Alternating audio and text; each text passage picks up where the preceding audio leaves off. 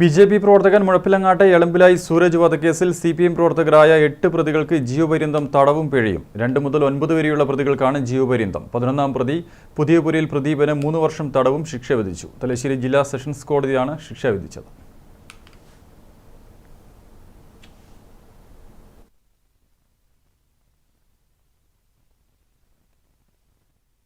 ഒൻപത് വരെ പ്രതികൾക്ക് ജീവപര്യന്തം കഠിന തടവും 50,000 രൂപ പിഴയുമാണ് വിധിച്ചിരിക്കുന്നത്.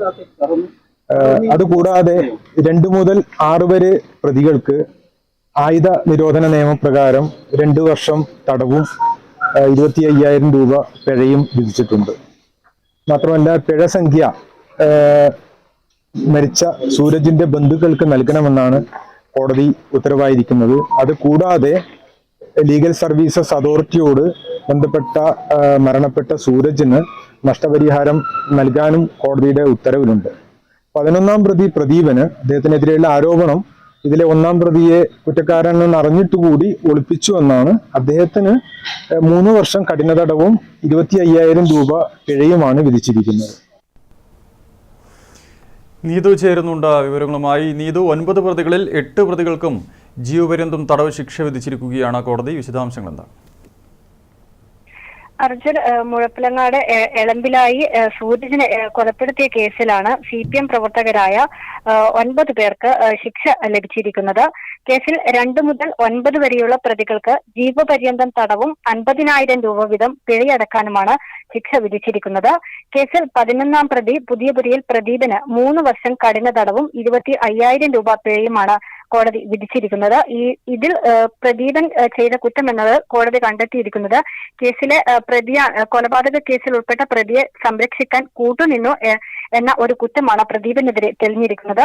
മറ്റു പ്രതികളെ കാര്യം പരിശോധിക്കുകയാണെങ്കിൽ ആയുധം കയ്യിൽ വെച്ചു, അതുപോലെ തന്നെ കൊലപാതകവുമായി ബന്ധപ്പെട്ട ഗൂഢാലോചന ഉൾപ്പെടെയുള്ള വിവിധ വകുപ്പുകൾ ചേർത്താണ് ജീവപര്യന്തം തടവും 50,000 രൂപ വീതം പിഴയും കൊടുക്കാൻ കോടതി നിർദ്ദേശിച്ചിരിക്കുന്നത്. TK Rajeesh, NV Yogesh, K Samjith, Manoraj, Sajeevan, KV Padmanabhan, Prabhakaran, Radhakrishnan എന്നിവർക്കാണ് ജീവപര്യന്തം തടവും 50,000 രൂപ വീതം പിഴയും കൊടുക്കാൻ ശിക്ഷ ലഭിച്ചിരിക്കുന്നത്.